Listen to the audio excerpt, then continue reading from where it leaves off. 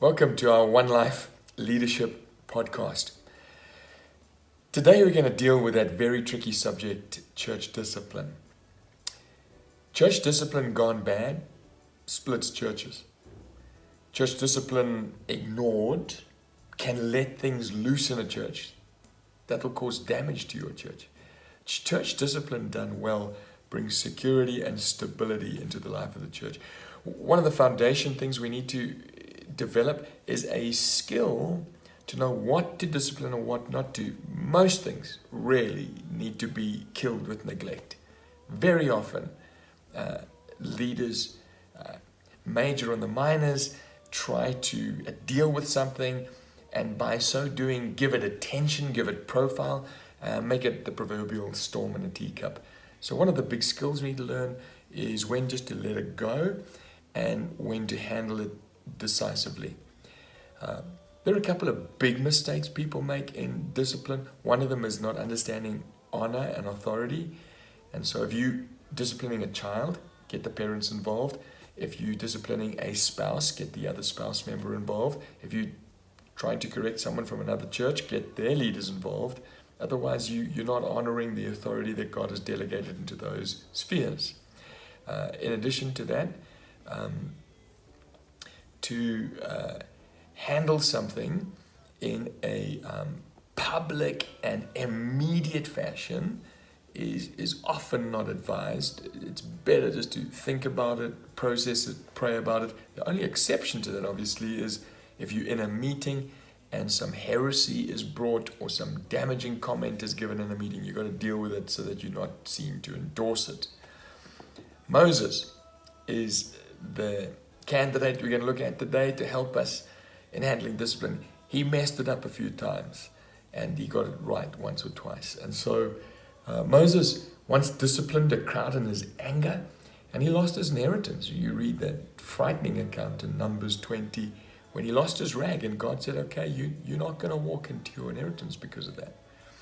But there's this remarkable incident in Exodus 4:4 where Moses has been picked as the deliverer leader of God to set God's people free.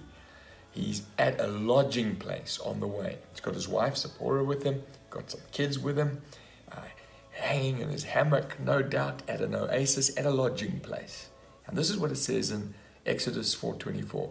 And God was about to kill him. Now we know that God is not schizophrenic and God is not about to change his mind on picking a man like Moses. So nothing was wrong with God. Something was desperately wrong with Moses. There were issues Moses hadn't dealt with. And his wife knew all about them. He hadn't circumcised his kids. And so Zipporah comes, does the job, and then says to Moses as she slaps the foreskin at his feet, you are a bridegroom of blood to me. Not very happy with Moses. What's all that about? What is the dealings of Moses with his boys got to do with discipline? Well, discipline in those days was obeying God and obeying his word and getting your family in line. And Moses clearly hadn't done it. So what is that picture, though, for the New Testament? Well, in Romans 2:28, it says, we see that circumcision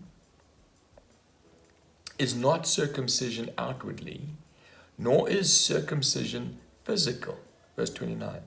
But a Jew is one inwardly, and circumcision is a matter of the heart, done by the Spirit, not by the letter of the law. And his praise is not from man, but God. So what is Paul saying? Well, he's leaning on this custom in Jewish times to circumcise men. And he was saying, now listen, that is no longer the mark of God's people. There is a circumcision, but it's not in the body, it's in the heart, done by the Holy Spirit. The Holy Spirit leaves a mark on one. The Holy Spirit is engaged in getting you into line, and that's circumcision.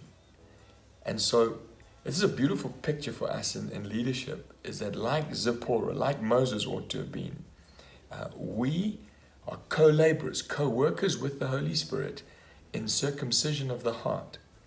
And so discipline is God dealing with his people, lining them up with his purposes, and it's as important as heart surgery. And so we're going to finish this discussion on discipline in our next installment. But for now, we need to know this, that discipline is serious. It's as serious as heart surgery. It's done by the Holy Spirit. And if we are involved in any way, we are working with the Holy Spirit in his process of discipline.